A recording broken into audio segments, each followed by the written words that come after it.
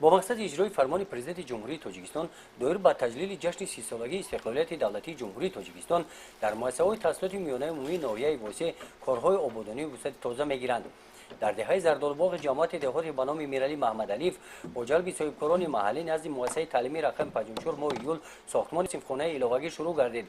در ساختمان صنفخانه ها 15 نفر ساکنان محلی به کار جلب گردیده عین زمان ساختمان کارهای تکورسی بنا در عرفه انجامی می باشد. یکی از طرف صاحبکاران محلی امروز تصمیم گرفته است که برای محکم نمودن گیدراتوف مؤسسه و ساختن میدانچه ورزشی و اینچنین 2 عدد حمام‌ها برای گذراندن بازی‌های ورزشی و اینچنین یک آشخانه زمانوی به نقشه گرفته شده است و از طرف صاحبکار دیگر باشد برای ساختن 6 تا صنفخانه الهوگی که تا سال خانش نو باید به استفاده داده شود.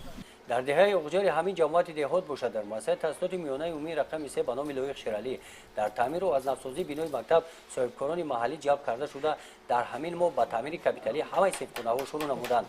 در تعمیر صنفخانه ها همچنین سابق ختم کنندگان همین مکتب فعالانه اشتراک نموده صنفخانه هایی که آنها تحصیل نموده بودند تعمیر می نمایند.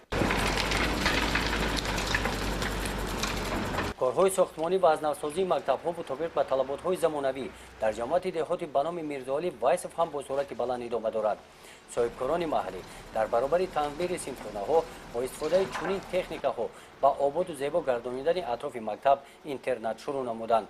آنها مقصد دارند که اطراف مکتب اینترنت را گلش نموده به موضع گلگشت تبدیل دهند. کارهای آبادانی بخشیده به تجلیل این صنایع فرخنده در دیگر جماعت‌های دهاتی ناحیه ادامه دارند. گزارش خواجه نظری خدای نظر زغروف از ناحیه واسه برای برنامه اطلاعاتی نوید.